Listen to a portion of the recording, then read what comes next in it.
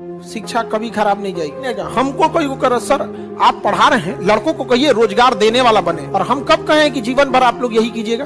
वहाँ के लोग एंटरप्रेन्योर ज्यादा होते, हमारे यहाँ कैलिफोर्निया वहाँ के लोग एंटरप्रेन्योर ज्यादा होते, क्योंकि दिक्कत है नहीं कोई चीज का, खेत है, पढ़े लिखे हैं। हमारे यहाँ मैट्रिक के बाद आदमी सोचता है कि कैसे दो पैसा कमाए, घर बनवाना है, बाप का कर्जा भरना है, बहन का ब्याह करना है। समझा गया कि नहीं गया?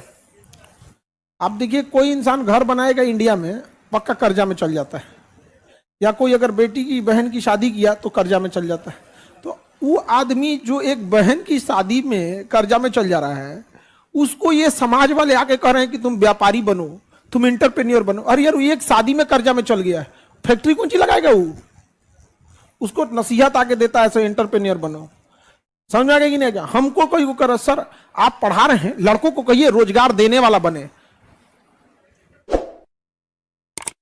आपका ठीक ठीक ठीक तो बहुत बड़ा व्यापारी बनता है। तुम बच्चों को लोन दिलाओ, फैक्ट्री खोलने के लिए लोन चाहिए, कम से कम 10 लाख लोन। 10 लाख में कुछ नहीं होने वाला है। 10 लाख में कौन सी होगा पढ़ना? उतना मकान मालिक सिक्योरिटी मनी ले लेगा। कोई गोदाम डालिएगा ना, गोदाम, उसका सिक्योरिटी मनी ले लेगा 10 लाख। कम से कम 20 लाख चाहिए। तुम बैंक से लोन दिला दो 20-20, और उसकी भरपाई ये करेगा कम से कम 5 साल बाद। हम सबको अभी भेजते हैं कि तुम लोग बिजनेस करो। आई हम इसलिए नौकरी के लिए बोलते हैं कि एकदम कम इन्वेस्टमेंट, महीने का 5-7 हजार रुपया लगता है। आप लोग का महीने का खर्च कितना है? 5-7 हजार।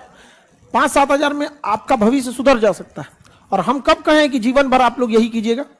आप सेटल्ड हो जाइए, जॉब कर लीजिए, एक बड़ा सा बिजनेस डाल दीजिएगा, मम्मी पापा को लगा दीजिएगा, बुढ़ापा में उसको देखते रहें, सेटल करके आप अपने देखते रहिएगा। हम मना किए क्या आप लोग को?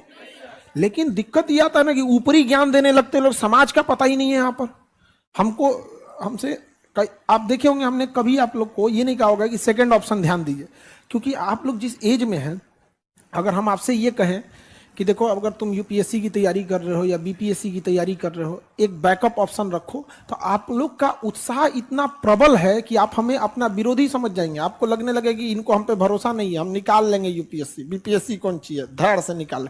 प्लान भी चाहिए होता है जिसको कोई मतलब नहीं है, कमजोर है। आपका उत्साह गिरा देता है आप लोग।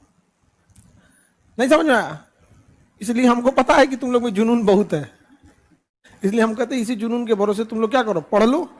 शिक्षा कभी खराब नहीं जाएगी, कभी भी फालतू नहीं जाएगी शिक्षा। आप किसी पढ़े लिखे इंसान को मजदूरी कराइए, 10 साल बाद मिलेगा वो बिल्डर बन के मिलेगा आपको।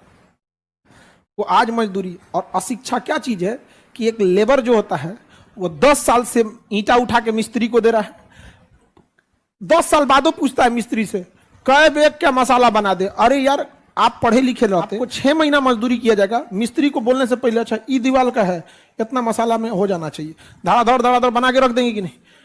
आप लेबर पे जाएंगे, लेबर रहेंगे नहीं, फटाक से क्या बनेंगे? मिस्त्री। मिस्त्री बनने के बाद दिमाग लगाएंगे। किसी आदमी से कहिएगा कि अरे काहे हमको कहा, एक काम करो ठेका पे दे दो, हमसे दिहाड़ी पे काम कराओगे तो इतना पड़ेगा, ठेका पे करा दोगे तो इतना पड़ेगा। धीरे धीरे ठेकेदारी का रेंज बढ़ाते रहिएगा, ठेकेदार बन जाएंगे, ठेकेदार के बाद बिल्डर बन जाएंगे, बिल्डर के बाद बड़ा बड़ा बिल्डिंग खड़ा कर देंगे। शिक्षा बहुत बेहतरीन है। उसके बाद सुप्रीम कोर्ट आदेश देगा बिल्डिंग गिराया जाए।